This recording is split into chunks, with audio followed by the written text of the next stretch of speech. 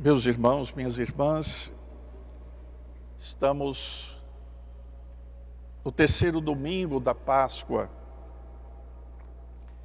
Desde o primeiro domingo, nós temos acompanhado Jesus, que aparece ressuscitado aos seus discípulos e discípulas.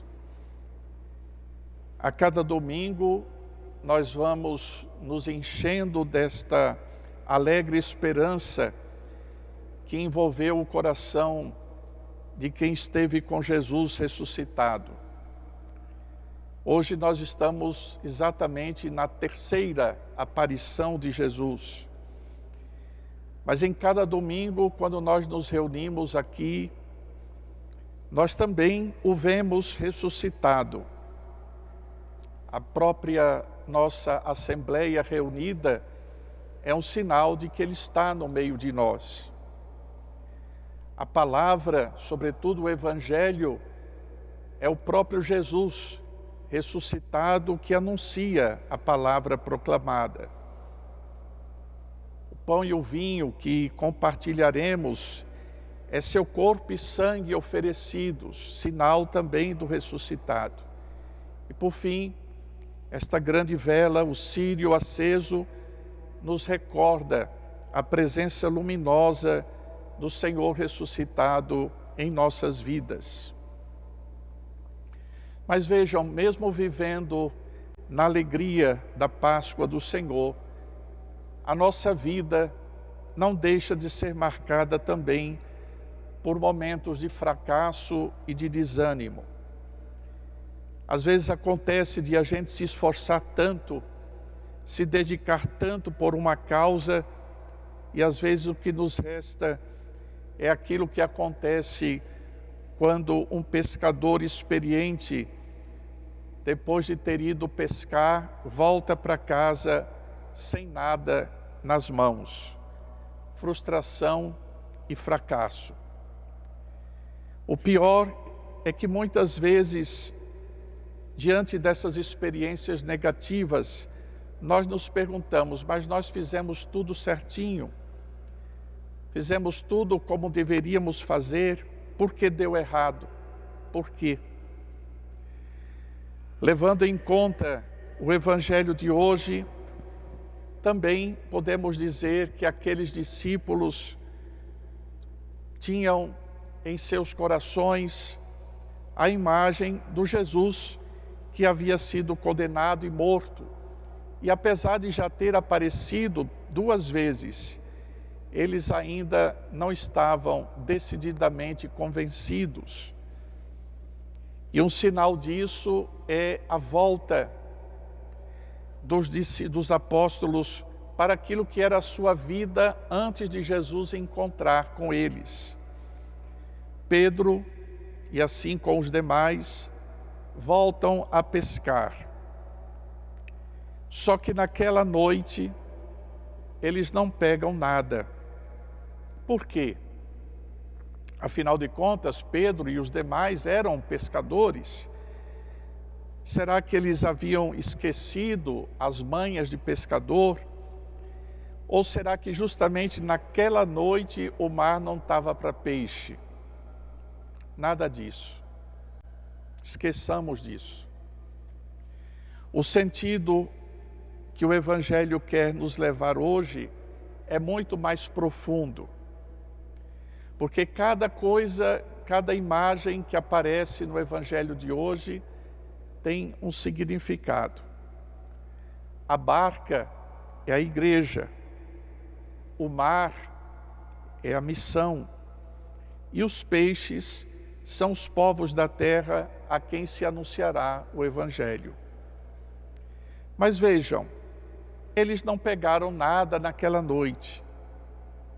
Esse detalhe de ser noite, ele é muito importante aqui no Evangelho, porque noite lembra escuridão, trevas, morte. Jesus não está com eles. E sem Jesus, eles e nós também estamos sozinhos. Sem Jesus, a pescaria é frustrante. as tentativas de pescar são vãs. Sem Jesus, a pescaria acontece numa noite escura. Mas no versículo 4, eis que o dia amanhece. Esse detalhe é bonito. Amanhecer, sol, ressurreição. E é justamente no amanhecer que eles vão ver Jesus, que está ali à margem, na praia. E a partir daqui a cena muda totalmente. Jesus dá uma ordem para eles pescarem do lado diferente. E o milagre então acontece. Tudo por obra da obediência à voz de Jesus. Agora Jesus está no comando. Eles não estão mais sozinhos. E a pesca então é generosa. Não precisamos fazer muito esforço para entender o que o Evangelho está querendo nos dizer. Vamos olhar para a nossa vida. Sem Jesus, sem a força do ressuscitado, quem somos nós? Fracos, frágeis, fracassados e desanimados. Sem Jesus, o que é o mundo? Onde não há espaço para a palavra de Deus, onde não há espaço para ouvir Jesus, onde não há seguidores de Jesus, só há escuridão, morte, trevas e frustração. Nossa vida permanecerá mergulhada numa noite escura e as nossas redes permanecerão vazias se Jesus não estiver presente. Então, prestemos sempre muita atenção no que Jesus nos indica. É Ele que deve nos dizer o que devemos fazer. Mudar, pescar diferente, pescar do outro lado. Parece que a partir dali os discípulos começam a entender tudo. Na primeira leitura de hoje, diante daqueles que tramaram a morte de Jesus, os apóstolos são muito diretos. É preciso obedecer a Deus antes que aos homens. E olhem, sabe quem disse isso lá nos Atos dos Apóstolos, na primeira leitura? Foi Pedro. Pois é, Pedro. Aliás, foi Pedro também que arrastou sozinho a rede cheia de peixes, depois de ter pulado na água, ao reconhecer que quem estava na margem era o Senhor ressuscitado. Que força, hein? Que força Pedro ganhou para puxar sozinho esta rede. Quanta coragem, quanta confiança e quanto amor no homem que conseguiu puxar a rede sozinho. O Evangelho diz que logo depois de cearem, vai acontecer um diálogo entre o ressuscitado e Pedro. Provavelmente Jesus deve ter chamado Pedro a sós, apenas os dois. E Jesus fará 3 perguntas a Pedro. Simão, filho de João, tu me amas mais que os outros? Vejam, meus irmãos, essa é uma pergunta que exige uma resposta. Porque essa pergunta é sobre o amor. E veja que Jesus pergunta se o amor de Pedro é maior do que o amor dos outros discípulos. Pedro, nós o conhecemos, era um homem muito frágil. Pedro, não nos esqueçamos, na sexta-feira da paixão, negou Jesus 3 vezes.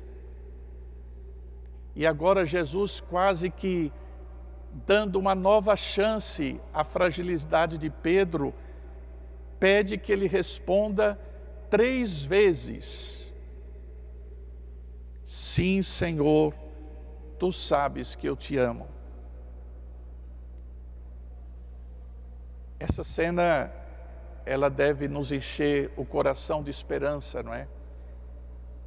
Porque quantas vezes nós negamos Jesus na nossa vida, mas ao mesmo tempo, esse Jesus cheio de misericórdia sempre vem ao nosso encontro para nos devolver a missão que Ele nos confiou. E mesmo tendo negado, Jesus confia a Pedro: apacenta as minhas ovelhas.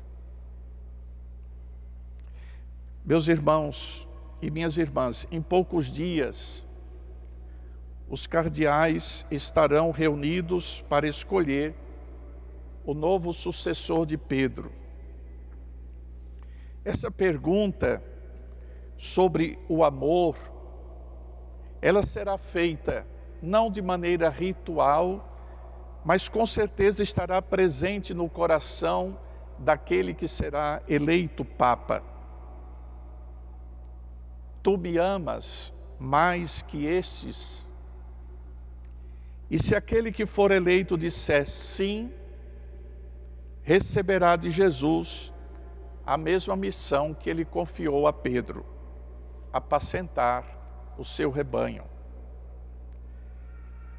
Mas aqui é preciso lembrar que quem será eleito não é sucessor de Jesus. Jesus não tem sucessores, mas será sucessor de Pedro, com a missão que Jesus confiou a Pedro. Portanto, haverá de ser um bom Papa, a quem iremos amar e obedecer filialmente. Mas não nos esqueçamos que será Pedro.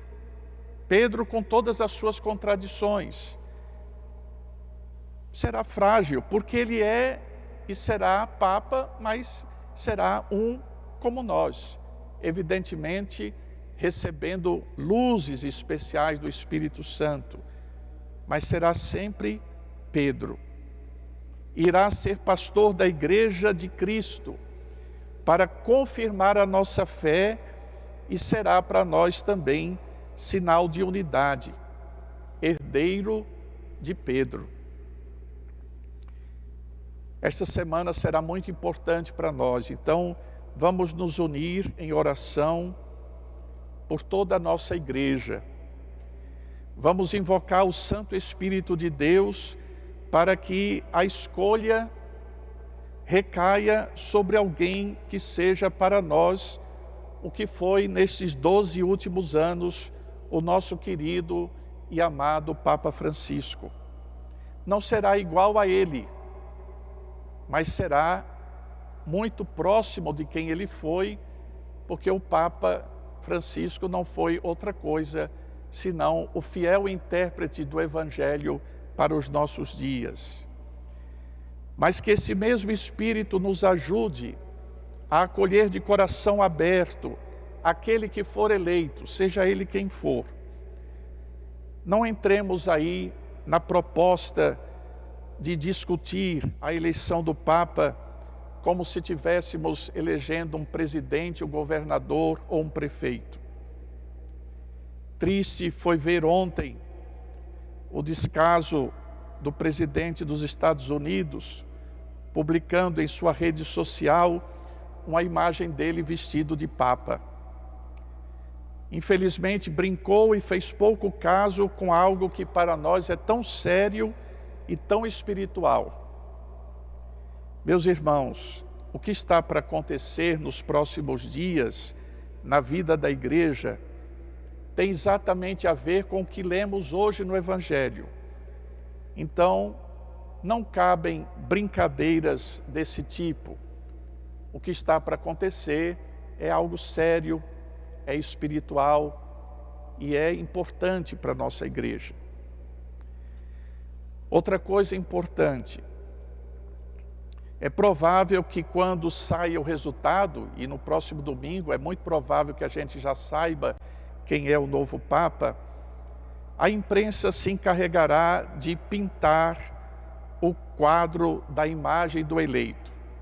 Eles vão classificá-lo dizendo, é a favor disso, é a favor daquilo, é contra isso, é contra aquilo. Vão fazer previsões sobre o que vai acontecer. É melhor escutar o que eles vão dizer, mas deixar que o Espírito Santo fale a partir daquele que será eleito. Vamos acolher o novo Papa com amor e devoção. Rezaremos por ele. Aliás, o que importa em tudo isso? Importa o final do Evangelho de hoje. Depois que Jesus tem essa conversa reservada com Pedro, perguntando se ele o amava, e Pedro confirmando que sim, e Jesus dando a missão a ele, apacenta as minhas ovelhas, o que é que se escuta de Jesus? Apenas uma coisa: segue-me. Pronto. A partir da eleição do Papa, o mais importante será que ele e nós, unidos a ele, sigamos Jesus. Isso é o fundamental, é o mais importante, é o que nos salva e é o que vai nos manter fiéis a Jesus. Seguir Jesus, sendo fiel a ele. Isso é o mais importante. Que Deus nos ajude, que o Espírito Santo ilumine a nossa igreja. Amém.